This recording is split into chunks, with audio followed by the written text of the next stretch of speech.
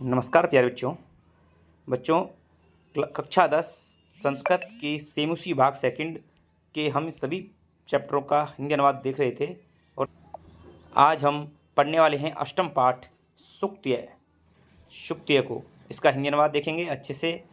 पूरा पाठ पूरा जो है चैप्टर काफ़ी इम्पोर्टेंट है, अच्छे से इसको देखिएगा। जहाँ जहाँ इम्पोर्टेंट चीज़ है वो मैं आपको साथ साथ बताते ही चलूँगा। चलिए बच्चों, करते हैं वीडियो प्रारंभ। देखिए, पाठ का नाम है सुक्त्य यानी कि सुक्तियाँ। सुक्ति का बहुवचन है, प्रथमा व्यक्ति बहुवचन रूप है ये। अयम पाठ है मूलतः तमिल भाषाया तिरुकुरल नामक ग्रंथात् गृहीते अस्ति। अयम पाठ है, यह पाठ मूलतः तमिल भाषाया यानी तमिल भाषा के तिरुकुरल नामक ग्रंथ से ग्रहण किया गया है। तो ये जो हमारा पाठ है तमिल भाषा के तिरुकुरल नामक ग्रंथ से लिया गया है। ये इम्पोर्टेंट है क्योंकि सीधा सीधा प्रश्न यहाँ से पूछा जा सकता है कि सुक्त्य पाठ कहाँ से लिया गया है, तो तिरुकुरल से लिया गया है। आगे देखिए, अयम ग्रंथ है तमिल भाषाया वेद इति कथ्यते। यह ग्रंथ तमिल भाषा का वेद कहा जाता है। तो ये प्रश्न भी बन सकता है कि तमिल भाषा का वेद किस ग्रंथ को कहते हैं, तो आंसर होगा तिरुकुरल। अस्य प्रणेता तिरुवल्लर वर्तते, और इसके जो प्रणेता हैं, राइटर हैं, वो हैं तिरुवल्लुवर। ध्यान रखना, तिरुकुरल ग्रंथ के लेखक का नाम है तिरुवल्लुवर। ये वेरी वेरी इंपॉर्टेंट, इसको आपको याद करना ही करना है। प्रथम शताब्दी अस्य काले स्वीकृत अस्ति। प्रथम शताब्दी इसका काल स्वीकृत है। धर्मार्थ काम प्रतिपादको अयम ग्रंथ है त्रिषु भागेषु विभक्तो अस्ति। धर्म अर्थ काम का प्रतिपादक यह ग्रंथ तीन भागों में विभक्त है। तिरु शब्द श्रीवाचक अस्ति। तिरु जो शब्द है वो श्रीवाचक है। अतः तिरुकुरल शब्द से अभिप्राय भवति श्रियायुक्त वाणी। इसलिए तिरुकुरल शब्द का अभिप्राय है श्रियायुक्त वाणी यानी कल्याण से युक्त वाणी। अस्मिन् ग्रंथे मानवानां कृते जीवन उपयोगी सत्यम सरसबोध गम्य पद्ये प्रतिपादितम अस्ति। यह इस ग्रंथ में मानवों के लिए जीवन उपयोगी सत्य सरस बोध गम्य पद्यों का प्रतिपादन है। तो ये एक सामान्य परीक्षा का पाठ का इसमें याद करने वाली चीज़ है कि सुक्त्य पाठ कहाँ से लिया गया है, तिरुकुरल से। इसके लेखक का नाम है तिरुवल्लुवर। ये दो चीज़ इंपॉर्टेंट हैं। अब देखिए पाठ को पढ़ते हैं। पहला श्लोक आपके सामने है। पिता यक्षिति पुत्राय बाल्ये विद्याधनं महत्। पिता अस्य किं तपस्तेपे इत्युक्ति तत्कृतज्ञता। देखिए, पिता यक्षति पुत्राय बाल्ये विद्याधनं महत्। पिता पुत्राय पुत्र के लिए बाल्ये बचपन में महत विद्याधनम यक्षति महान विद्या रूपी धन देता है। ध्यान से सुनिएगा, अन्वय भी इसका ऐसे ही होगा जैसे मैं इसका अनुवाद कर रहा हूँ कि पिता बचपन में या पिता पुत्र के लिए बचपन में बाल्य यानी बचपन में महान विद्याधन देता है। बचपन में पिता पुत्र के लिए महान विद्या रूपी धन देता है। पिता अस्य किम तपस्ते पे, अस्य पिता इसके पिता ने किम तपस्ते पे क्या तपस्या की है, इति युक्ति यह कथन तत्कृतज्ञता उसके लिए कृतज्ञता है। तो ये इसका अर्थ होता है कि पिता पुत्र के लिए बचपन में जो महान विद्या रूपी धन देता है, इसके पिता ने क्या तपस्या की है, यह उसके लिए कृतज्ञता है। यानी पिता जो है अपने पुत्र के लिए बचपन में महान विद्या रूपी धन देता है। हर पिता अपने पुत्र को विद्या धन प्रदान करता है।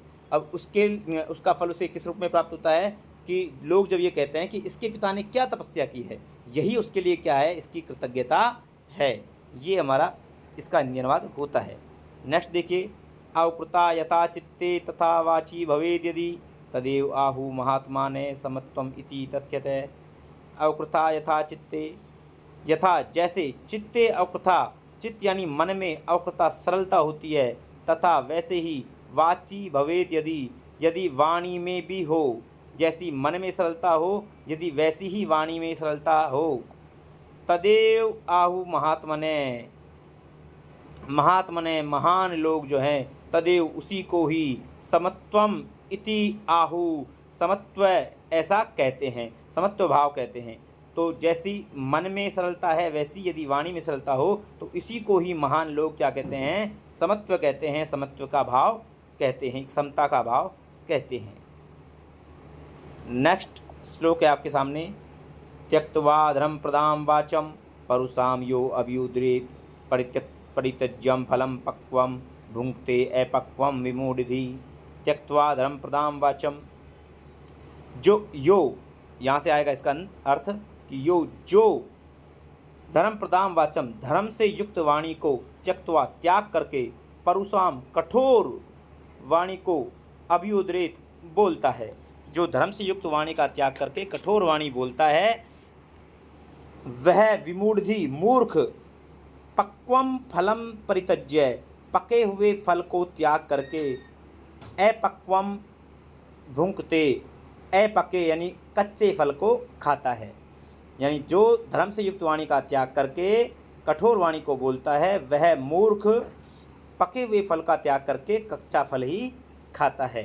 यानी जो पका हुआ फल है, जो उसके पास पहले से पका हुआ फल है, क्या उसकी धर्म से युक्त वाणी, उसका त्याग करके वो कच्चा फल खाता है, अर्थात वो कठोर वाणी को बोलता है, वो व्यक्ति क्या है, मूर्ख है। तो यहाँ पर यह बताया गया है कि जो धर्म से युक्त वाणी का त्याग करके कठोर वाणी को बोलता है वह मूर्ख पके हुए फल का त्याग करके कच्चा फल ही खाता है। नेक्स्ट देखिए चौथे को, विद्वान से एव अस्मिन् लोके चक्षुष्मन्तः प्रकृतिता अन्येषां वदने ये तु ते चक्षुर्नाम्नि मते। विद्वान से एव लोके अस्मिन् लोके इस संसार में विद्वान से एव विद्वानों को ही चक्षुष्मन्तः प्रकृतिता चक्षुष्मन्तः यानी नेत्रों वाले प्रकृतिता माने गए हैं। इस संसार में विद्वान ही नेत्रों वाले माने गए हैं। अन्यसाम वदने दूसरों के मुख पर ये ते तु जो ये दो चक्षु नेत्र हैं नामनी मते वो केवल नाम मात्र के हैं। इस संसार में विद्वान लोग ही केवल नेत्रों वाले माने गए हैं और जो जिनके मुख पर ये दो नेत्र हैं वो केवल नाम मात्र के ही माने गए हैं। नेक्स्ट देखिए 5वां श्लोक है, यत् प्रोक्तम येन केनापि तस्य तत्वार्थ निर्णय कर्तुम शक्यो भवेत् येन स विवेक इति रीति।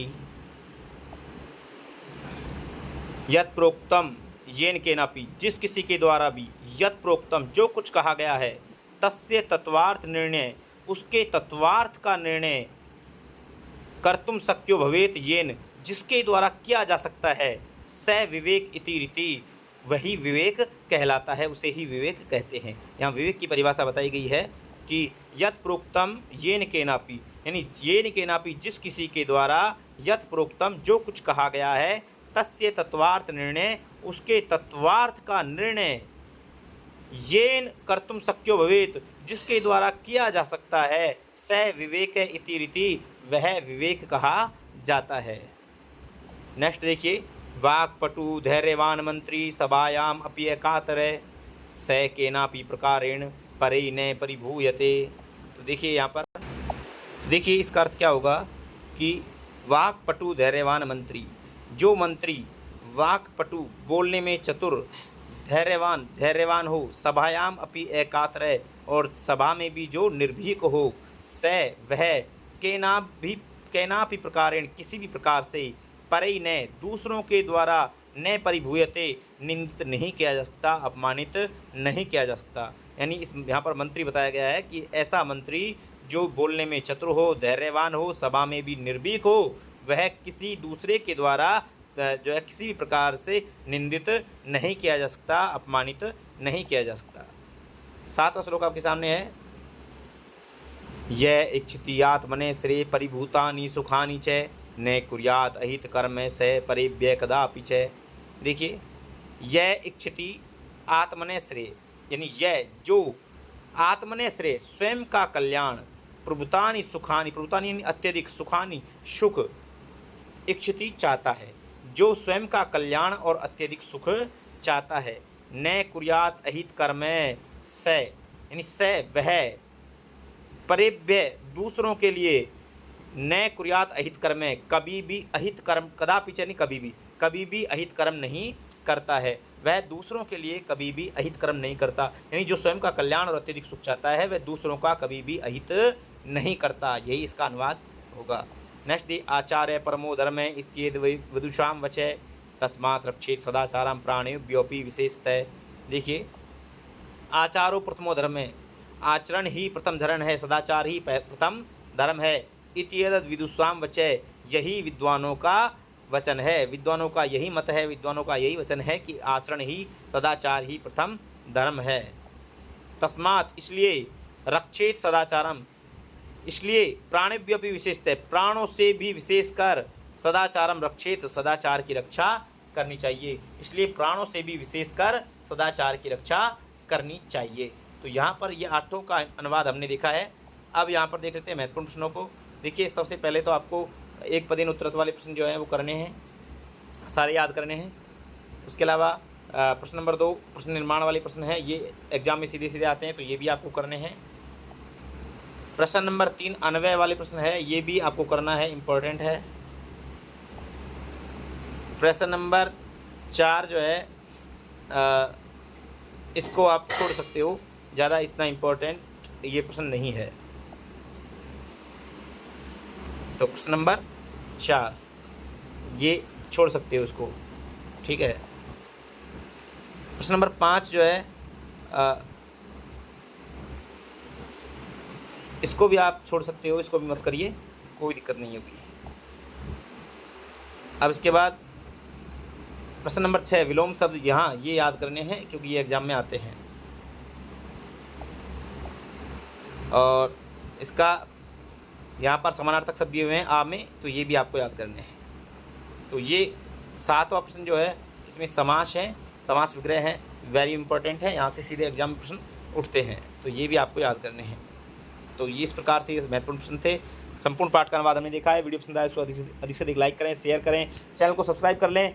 मिलते हैं, अब अंतिम पाठ हमारा बच रहा है, उस पाठ के बाद हम संस्कृत की संपूर्ण व्याकरण को यूट्यूब पर बिल्कुल फ्री करेंगे। सभी बच्चों तक ये वीडियोज पहुंचाइए जिससे कि अधिक से अधिक विद्यार्थियों को इसका लाभ मिले। मिलते हैं नेक्स्ट वीडियो में, तब तक के लिए जय हिंद, जय भारत।